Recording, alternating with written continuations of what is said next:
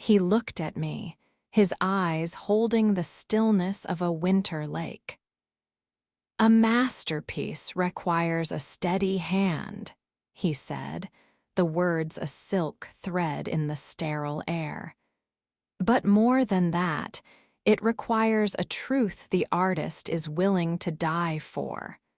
Are you Ayerha?" The interrogation room smelled of stale coffee and defeat. Through a one-way mirror, Detective Alara Vance watched the man they knew as Kenjiro Kaito Tanaka. He sat perfectly still, his hands resting on the metal table, his composure a silent mockery of the institution that held him. Kaito was not just a mob boss. He was an emperor of shadows, his influence woven into the city's very concrete. The charge was minor tax evasion, a flimsy net meant to catch a leviathan. For 2 years, Alara had hunted him, chasing whispers of murders, extortion, and trafficking. They were ghosts of crimes with no bodies, no witnesses, and no proof. He was a phantom in a bespoke suit, untouchable. "He's going to walk," her partner, Dave, grumbled, tossing a file onto the counter. "And we'll be back to sweeping up his dust." Ilara's gaze never left the mirror. She watched Kaito's calm, measured breathing. In that profound stillness, she saw an abyss, and she knew she had to jump in. The file on the table was her own.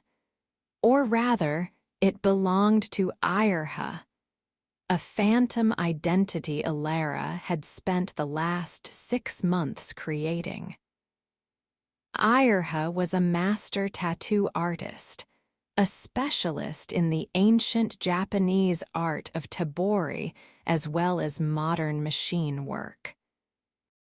Her key was a portfolio filled with Alara's own breathtaking art, a hidden talent from a life before the badge. Her fabricated history was one of exclusive, high-end clients, and a reputation that traveled only in whispers. The final piece was a connection, a low-level Yakuza informant, squeezed until he agreed to mention Ayerha's name in the right ear at the right time. "This is insane, Alara," Dave said, his voice low. "You're not just going undercover. You're putting yourself on his skin. There's no exit strategy from that." Alara picked up a photo from the portfolio, a detailed koi fish, its scales shimmering with impossible life. "A hunter has to be willing to get blood on her hands, Dave, or in this case, ink."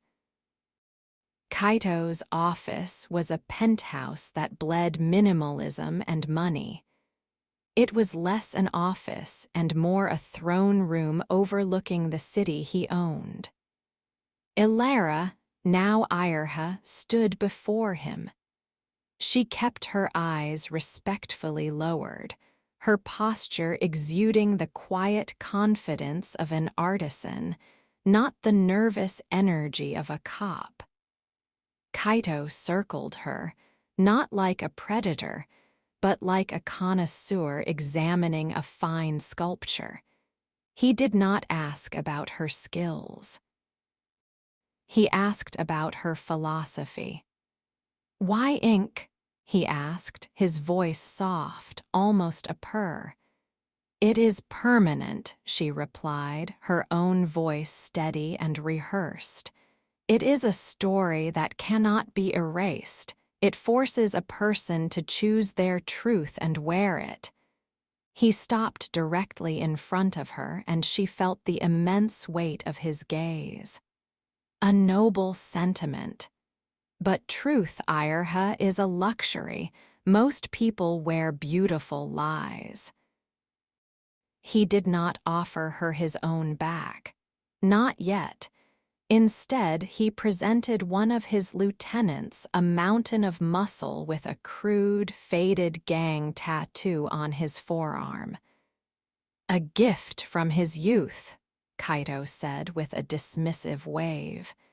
He requires something more refined. A Hanya mask. Show me your art. This was the audition. The air grew thick with unspoken threats as his men watched her every move. With practiced, deliberate calm, Ayerha unpacked her equipment.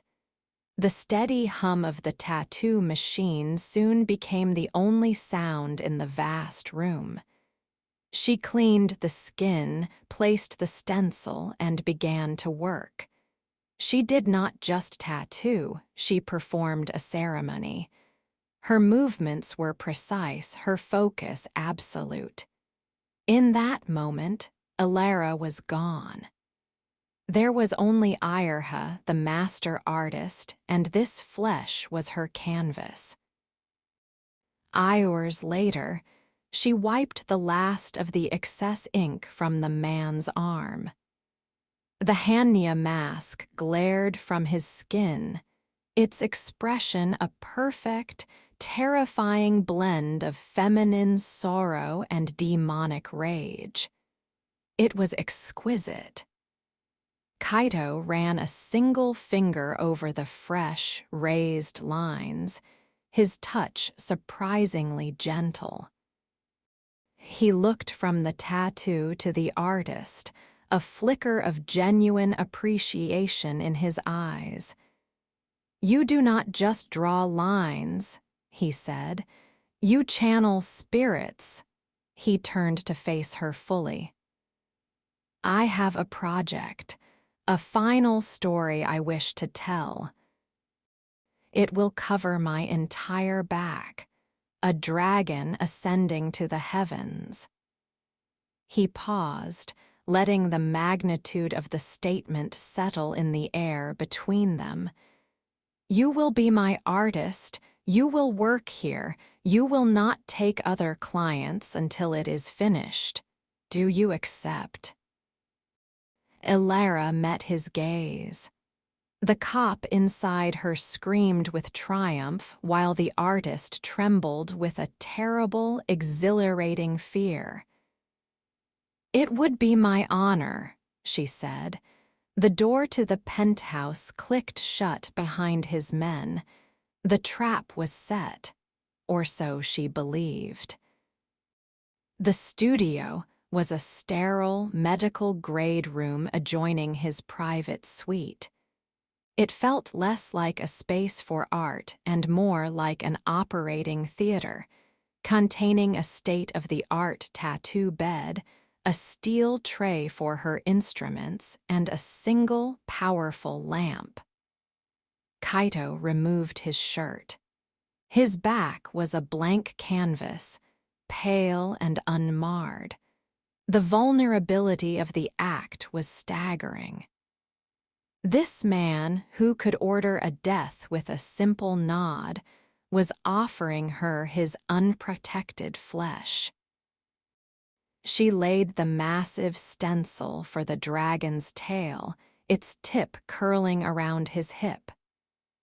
"The beginning of the journey," he murmured, his voice slightly muffled as he lay face down.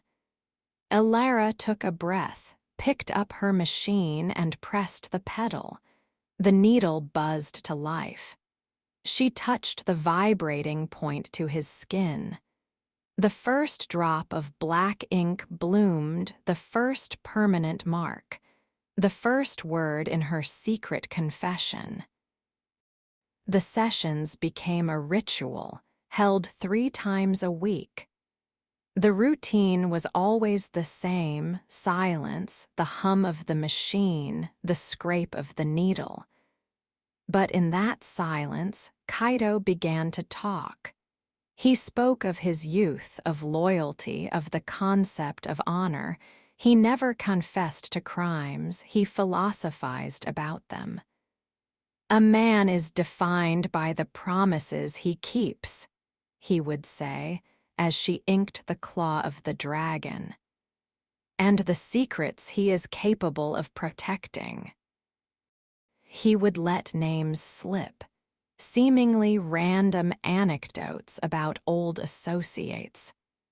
A restaurateur named Kenji Tanaka who had retired suddenly. A port official, Haruki Ito, who had suffered a run of bad luck. Each name was a breadcrumb. At night, in her secure apartment, Alara would frantically cross-reference them against cold cases. Tanaka was missing, presumed dead. Ito's death was a suicide ruled suspicious but never proven otherwise. He was feeding her the pieces one by one. Her plan was audacious.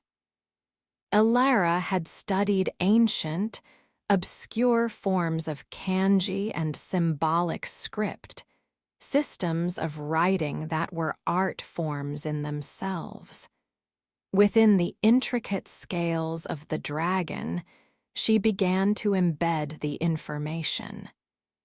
The curve of a single scale became the character for a name. The swirl of a cloud hid a date.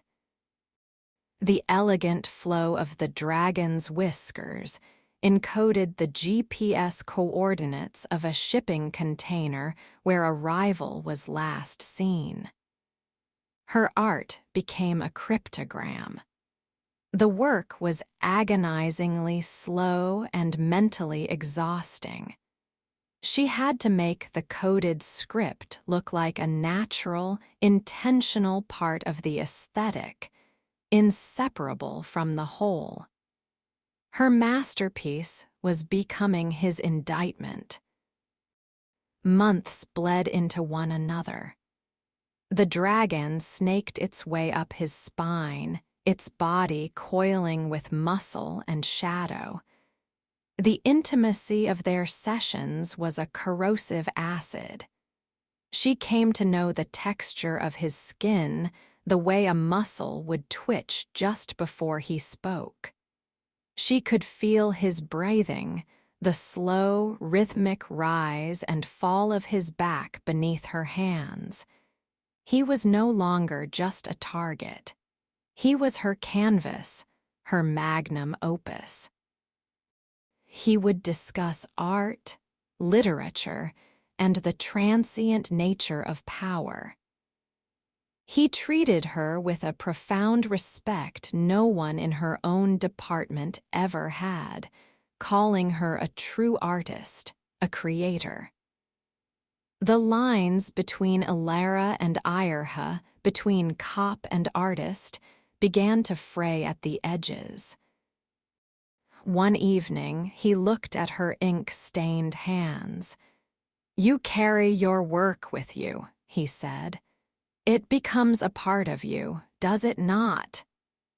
She felt a chill, a sudden feeling that he was talking about more than just the ink. During one session, he seemed distracted, almost melancholy. He spoke of a former associate, Ryota, a man he had treated like a brother. "A betrayal," Kaito sighed, the sound vibrating through his back. "It is the only wound that never heals. It leaves a scar on the soul." He then recounted a vague tale of a disagreement at an old warehouse by the docks, on a specific date a decade ago. It was a story about business, but his tone was heavy with unspoken meaning. That night, Alara found it. Ryota Mori had disappeared on that exact date. The warehouse was a known Yakuza front. She spent the next 2 sessions meticulously weaving Ryota's name and the warehouse location into the dragon's flowing mane, her heart pounding with a grim, predatory excitement. The tattoo was now more than halfway complete. The dragon's body was a symphony of shadow, light, and hidden text. It was, objectively, the greatest work of her life. She found herself feeling a fierce, protective pride in it. When Dave would call for updates, his voice tinny and impatient through the phone, she felt a flash of annoyance. He could not understand the complexity, the artistry, the delicate dance she was performing. "Just get what you need and get out, Alara," he would urge. But it was not that simple anymore. She had to finish it. The cop needed the evidence, but the artist needed to see the masterpiece completed. During one session, a coughing fit seized Kaito. It was a deep, rattling cough that shook his entire frame, forcing her to pull the needle away. He waved off her concern. "A winter chill," he rasped, though it was the middle of summer. For a brief second, she saw him not as the untouchable Kaito, but as a man, frail and tired. The moment passed as quickly as it came. He straightened his back, his willpower a physical force. "Continue, Ayerha. The work is not yet done." But the image stayed with her, the emperor with a crack in his armor. As a sign of his complete trust, Kaito allowed her more freedom. He would sometimes have her join him for tea on his balcony after a session, overlooking the sprawling city lights. "Look at it," he said one night, sweeping his hand across the vista. "A beautiful lie. Every light is a story." A family dinner, a lonely soul, a secret being kept, a crime being committed. We all wear a mask, Ayerha, you more than most. She held her breath, convinced he knew, but his expression was unreadable, his eyes fixed on the horizon. It was a test. It was always a test. He gave her the biggest clue so far. He talked about the old Oyabun, the boss before him, who had died peacefully in his sleep. He told her about the man's favorite place, a garden with a koi pond. He even said the date he died with a strange and serious tone. This was the key to her case, the murder that made Kaito the boss. If she could prove it, his whole empire would fall.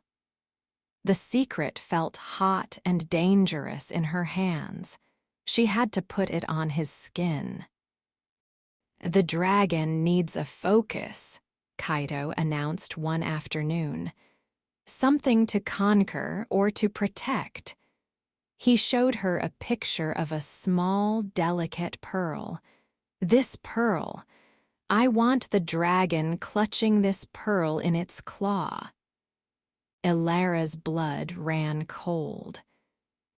The pearl was a famous, historically significant jewel stolen in a high-profile museum heist 5 years ago.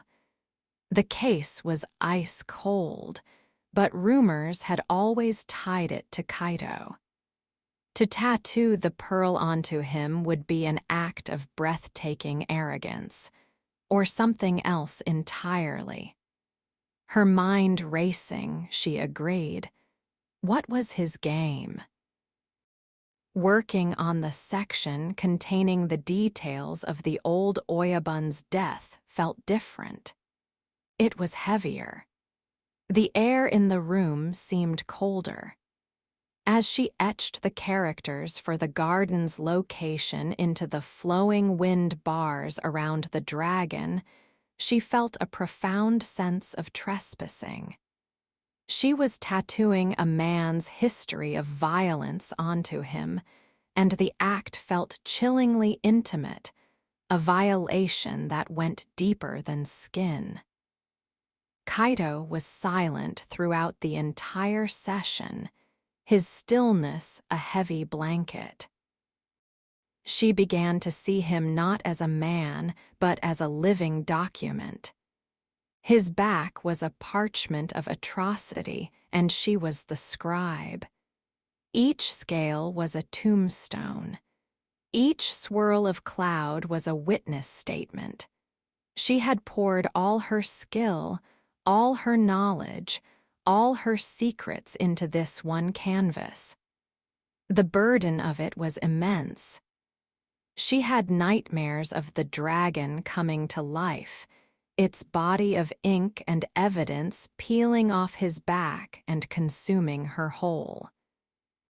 "When you look at your work," Kaito asked, his voice soft, "what do you see?" They were nearing the end. Only the head and the final details remained. She paused, the needle hovering over his shoulder. "I see a dragon," she said carefully. "A symbol of power, wisdom, and perseverance." He chuckled, a low rumble from deep in his chest. "Interesting, I see a mirror. All true art is a mirror. It shows the creator as much as the subject.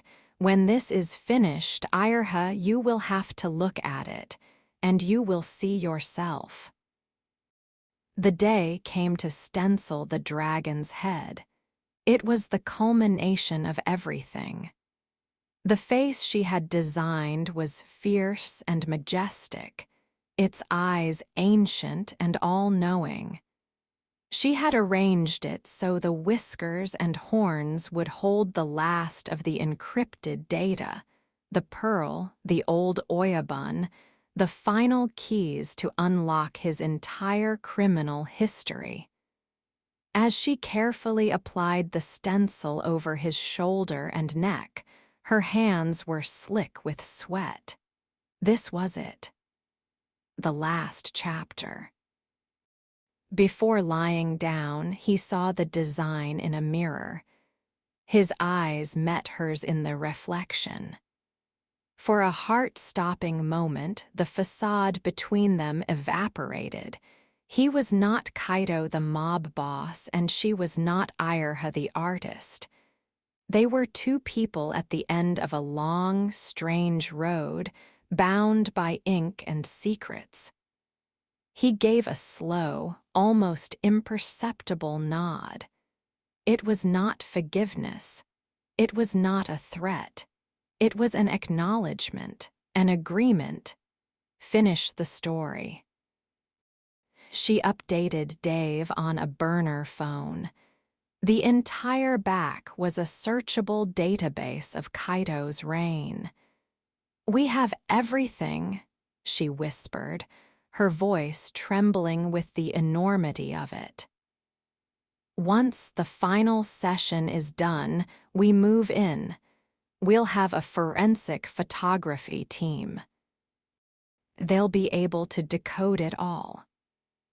On the other end of the line, there was a stunned silence, then pure elation. The arrest was planned, the press conference drafted. Elara was going to be a hero. She felt a surge of victory, pure and sharp. It was the last time she would feel it. The atmosphere in the penthouse on the day of the final session was different.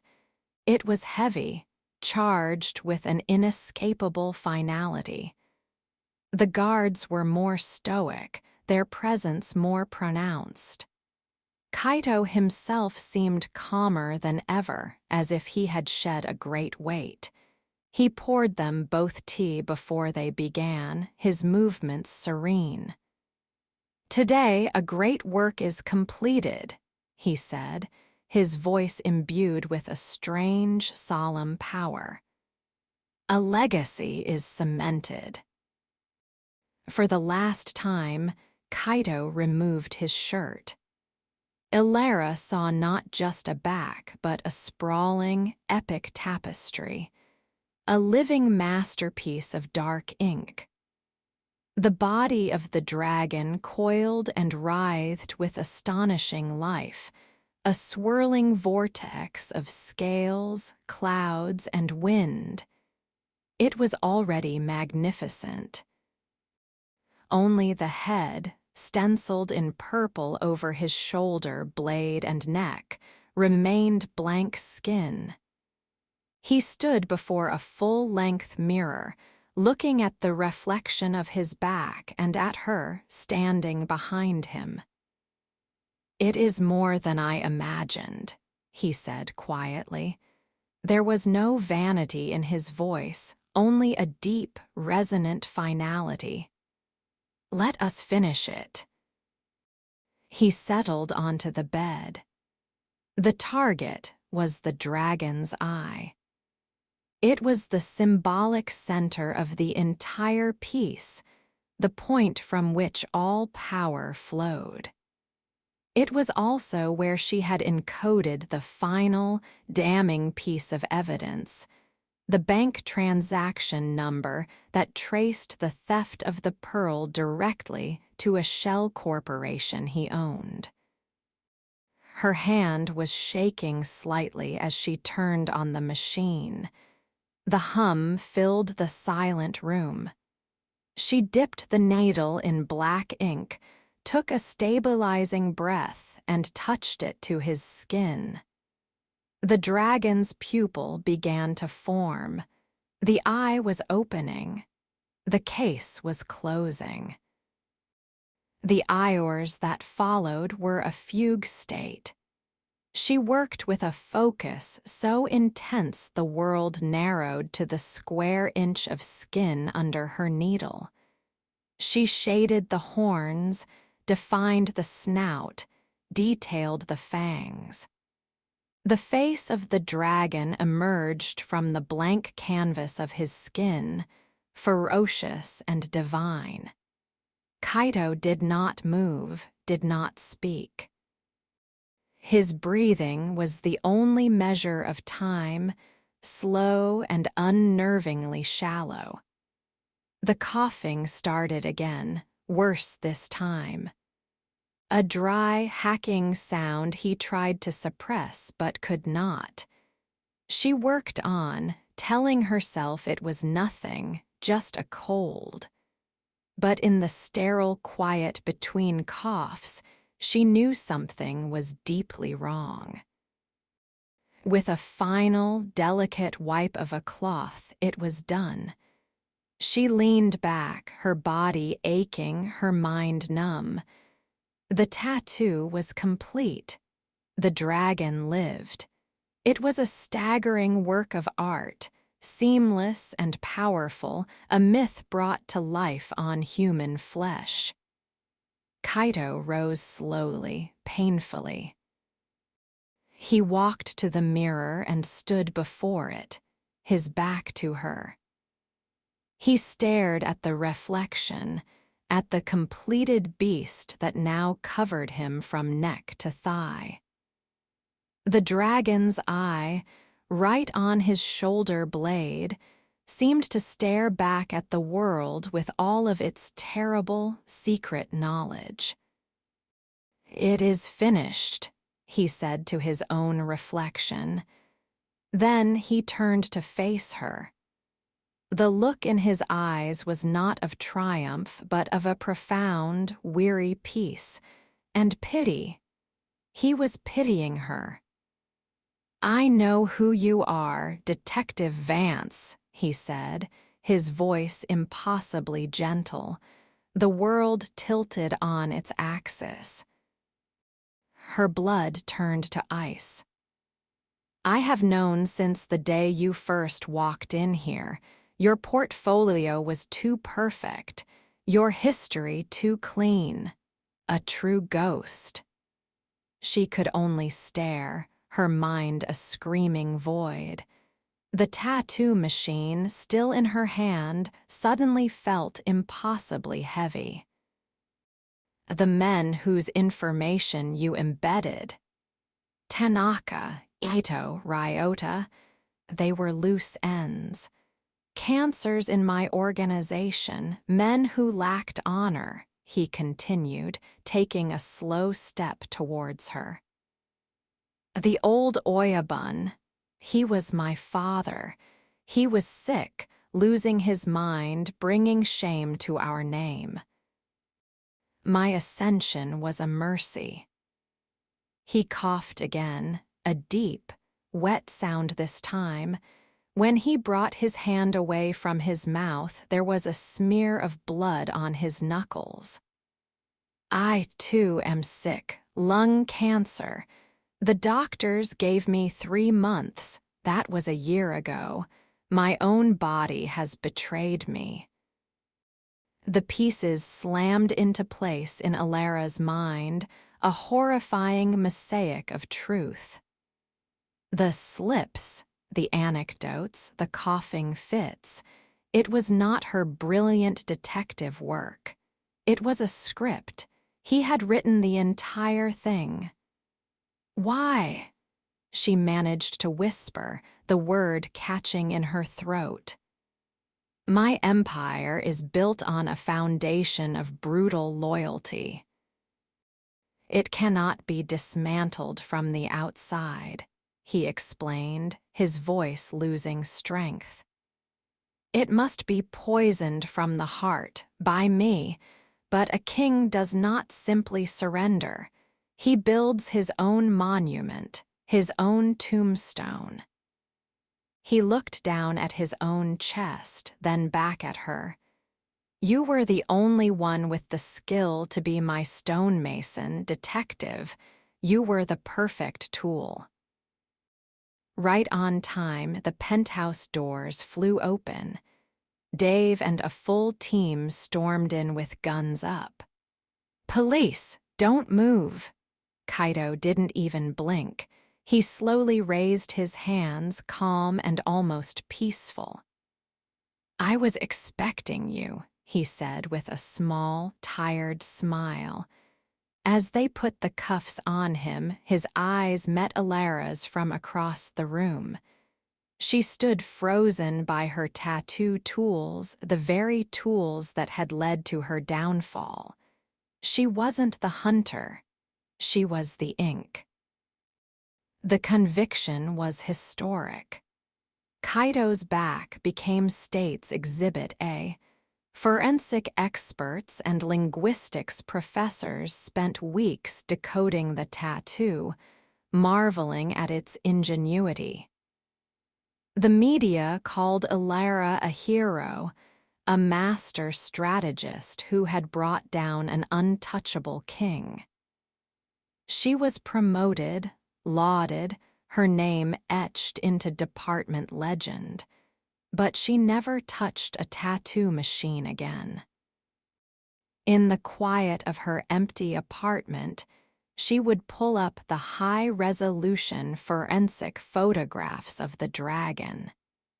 She would trace its lines on the cold screen, zooming in on the coded scales, the whisker-thin coordinates, the perfectly rendered eye that held the final secret.